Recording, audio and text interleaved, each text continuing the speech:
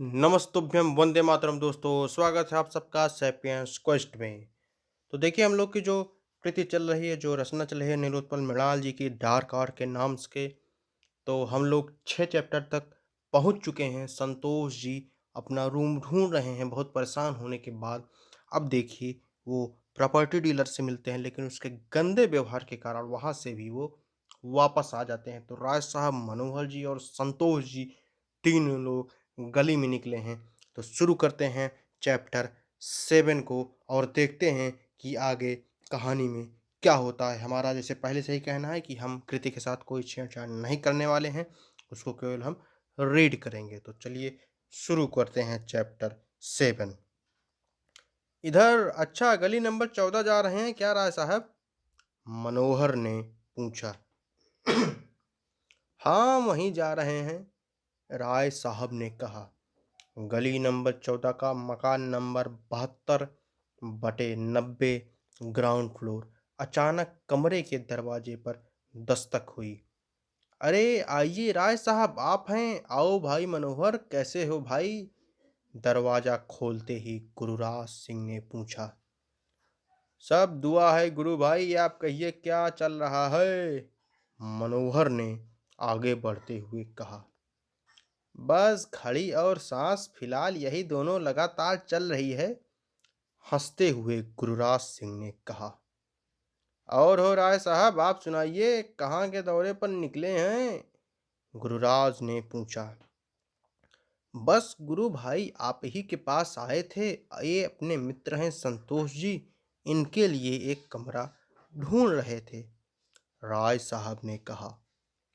अच्छा अच्छा, मिल जाएगा कमरा, रुकिए पहले आप सब बैठिए तो, गुरुराज ने बेड पर से कंबल समेटते हुए कहा। संतोष के लिए गुरुराज का कमरा भी एक नया अनुभव था। उसने नीचे देखा। 3 रैक पर खूब सारी किताबें ठूंस के रखी हुई थी। एक बड़े टेबल पर लैंप रखा था, उस पर कुछ पत्रिकाएं और 2 कॉपी पड़ी हुई थी। टेबल के नीचे एक म्यूजिक सिस्टम, जिसमें आबिदा परवीन की गजल धीमी आवाज में बज रही थी। एक कोने में छोटी चौकी पर देवताओं की तस्वीरें रखी हुई थी। तकिए के पास सिगरेट का डिब्बा ऐसे रखा हुआ था जैसे दमे का मरीज हमेशा अपने सिरहाने सांस फूलने की टैबलेट रखता है। दीवार पर बस विश्व का एक नक्शा चिपका हुआ था। नीचे चटाई पर अल्वेयर कामू की द रिबल के पन्ने उल्टे पड़े थे। तब हो रहा है साहब, कहिए क्या खाइएगा, फिर पीने की व्यवस्था करते हैं, गुरु ने किचन की तरफ जाते हुए कहा। अरे नहीं गुरु भाई, कुछ नहीं गुरु भाई, पीने उने का प्लीज ये सब छोड़िए, राज साहब ने थोड़ा लजाए अंदाज में कहा। काहे छोड़िए महाराज, काहे आप पीते नहीं हैं क्या? याद है ना जब अनामिका पटेल को देख लिए थे आप सिनेमा हॉल में एक घर के बैठे तैसे ओके हमरे कमरे पर पैंट खोलकर घोलट घोलट के पिए थे, भूल गए का? गुरुराज ने प्लेट में नमकीन निकालते हुए कहा। अचानक गुरुराज की संतोष पर नजर पड़ी, फिर तुरंत बोला। ओ अच्छा, जूनियर के सामने संकोच कर रहे हैं। हा हा हा, अरे ये भी एडजस्ट हो जाएगा जैसे मनोहर हो गया है कि नहीं मनोहर? कहते हुए गुरु और मनोहर ने ठहाका लगाया। राय साहब भी लजाते हुए बात का रुख मोड़ते हुए कहा। ये किताब किसकी है गुरु भाई, क्या है इसमें? ये अल्बेयर कामू की है, द रिबल।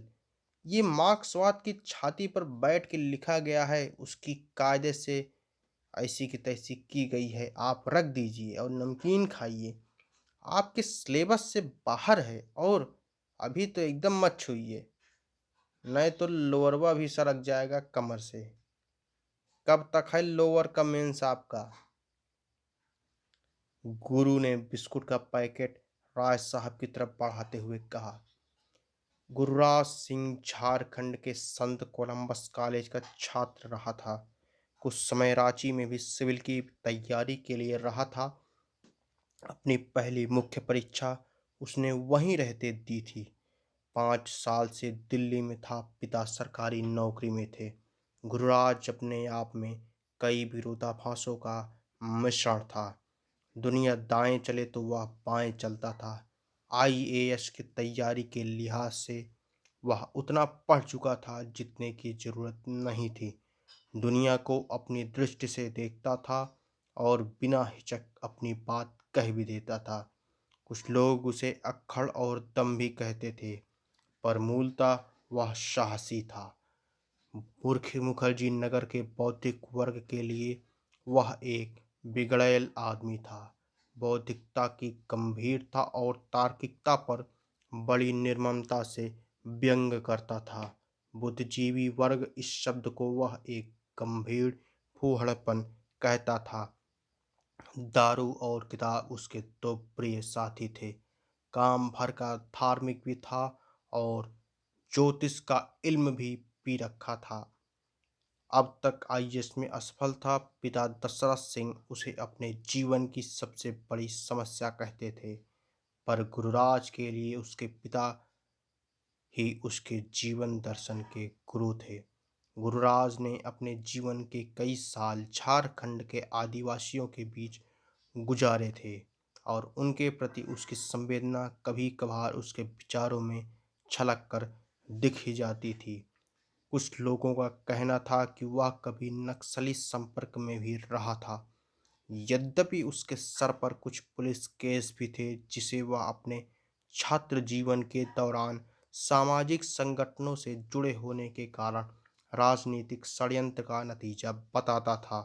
कुल मिलाकर उसे देखकर कहा जा सकता था कि वह संभावनाओं से भरा एक निराश और बेचैन आदमी था। राय साहब गुरु के सामने हमेशा बचाव की मुद्रा में रहते थे। वे गुरु को रग रग से जानते थे। राय साहब की विद्वता और उनका आदर्श गुरु के सामने उस ढीले झांगे की तरह था जो कभी भी गुरु के एक झटके से सरकता था। संतोष गुरु के सामने अपने पहले गुरु राय साहब की दशा देखकर हैरान था। उसे अब गुरु के महागुरु नजर आने लगे थे। गुरु भैया जरा रूंगो देखिए ना संतोष भाई के लिए, मनोहर ने पानी की बोतल खोलते हुए कहा। हाँ गुरु भाई, ये संतोष बिहार से हैं, भागलपुर से तैयारी के लिए आए हैं। राय साहब ने संतोष पर प्रकाश डालते हुए कहा। एक कमरा कल ही मेरे ऊपर तल्ले पर खाली हुआ है, देख लीजिए, ठीक लगे तो ले लीजिए, 5500 रुपये का होगा, गुरुराज ने कहा। हाँ क्यों नहीं, चलिए देखते हैं, राय साहब कहते हुए कमरा देखने उठे। सब ऊपरी तल्ले पर पहुंच गए। कमरा खुला था, साफ सुथरा था। संतोष को कमरा, शांत वातावरण और नीचे रह रहा गुरु सब ठीक लगा। उसने हाँ कर दी। राय साहब को तो मानो अब जाकर चैन मिला। लैपटॉप और सीडी की गुदगुदी से भर उठे। राय साहब, आज ही शिफ्ट हो लीजिए, चलिए आपका बैग ले आते हैं, राय साहब ने झट से कहा।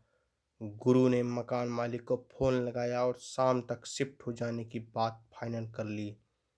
चलिए, रूम मिल गया, इसी बात पर एक शानदार पार्टी होना चाहिए संतोष भाई आपके कमरे पर, मनोहर ने चहकते हुए कहा। हाँ हाँ क्यों नहीं, संतोष ने कहा। अब संतोष वजीराबाद में स्थापित होने जा रहा था।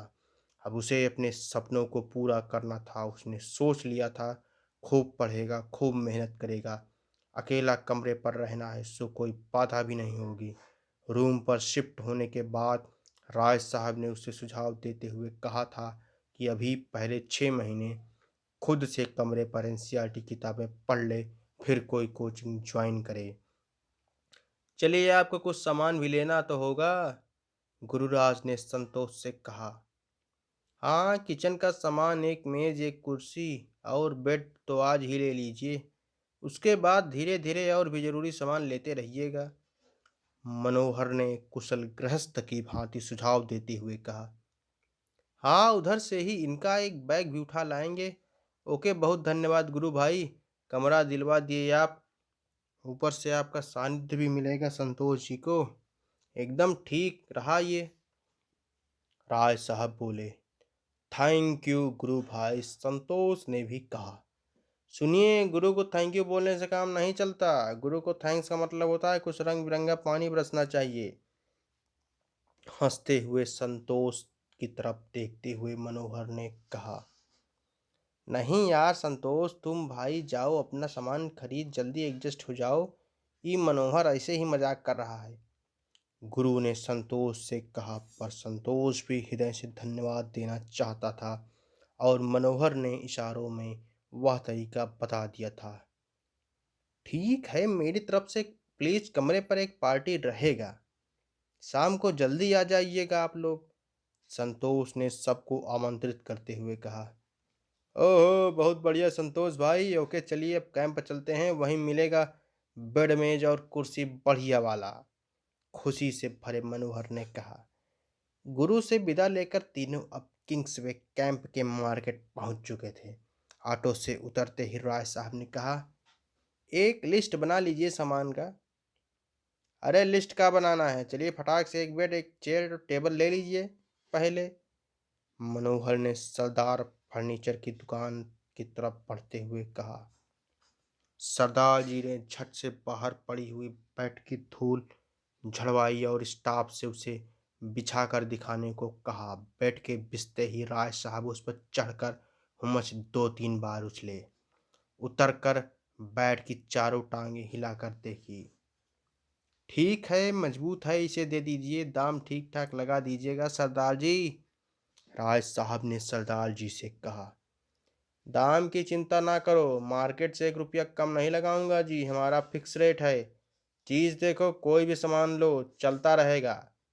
सरदार ने कैलकुलेटर का बटन दबाते हुए कहा। ओके, कुर्सी और टेबल भी दिखा दीजिए। मनोहर ने आगे आकर कहा। निकालो बढ़िया गद्दी वाली कुर्सी और बड़ी वाली टेबल दिखा बच्चों को। सरदार जी ने आवाज लगाई। कुर्सी टेबल की मजबूती भी जांच कर राय साहब ने ओके कर दिया। सामान पैक कराकर रिक्शा पर लाद दिया। रिक्शा वहीं खड़ी कर तीनों और भी सामान लेने आगे की दुकान पर गए। बैठकर गद्दा तकिया खरीद उसे भी बंधवा दिया। किचन का सामान खरीदते वक्त भी राय साहब ने तवे को 3 बार पटक कर देखा। राय साहब हर सामान की मजबूती देख लेना चाहते थे। उनका अनुभव जानता था कि विद्यार्थी को यह तैयारी में 5-8 साल लगना आम बात है। सो हर साल नया सामान खरीदने का झंझट ना रहे। जो भी लेना हो टिकाऊ ही ले, जो आईएएस के 4 प्रयास और पीसीएस के अनेक प्रयास में भी साथ निभाता रहे। जरूरत के और भी सामान लेकर तीनों ने एक और रिक्शा लिया। दोनों रिक्शों पर सामान लादे वहां से निकल पड़े। संतोष ने बिना कटौती किए जरूरत का हर सामान खरीद लिया था। उसने किसी सामान की मजबूती या गारंटी नहीं देखी। वह तो बस 1 साल में ही अपने सपनों को साकार करने की ठान कर आया था। वह रिक्शा पर लदे सामान को युद्ध सामग्री के तौर पर देख रहा था। उसे अब यूपीएससी से लड़ाई जीतनी थी।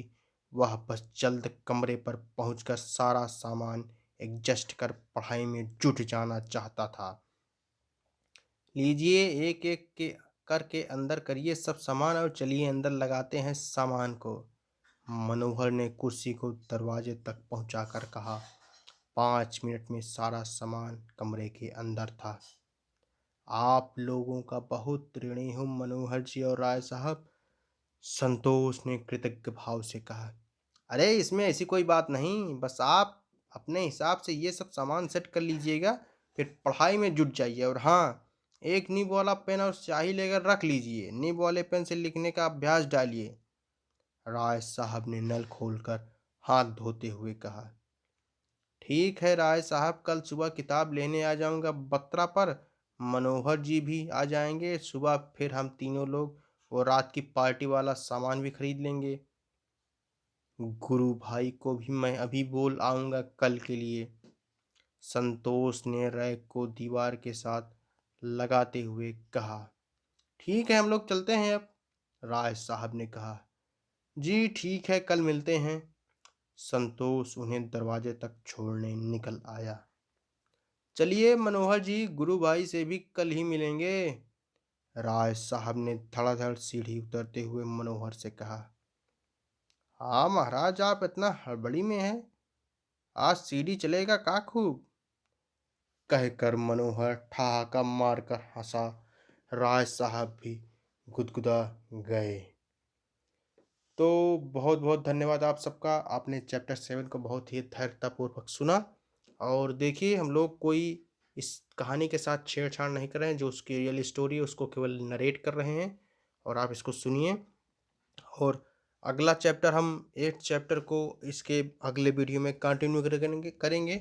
और आप सबके जो सुझाव हों, जो आपके कमेंट हों, जो आप चाहते हैं कि हाँ इन चेंजेस को किया जा सकता है, उसको आप ज़रूर कमेंट बॉक्स में दें। तो तब तक के लिए आप सबका बहुत बहुत धन्यवाद। देखते रहिए सैपियंस क्वेस्ट। नमस्तुभ्यम, वंदे मातरम दोस्तों।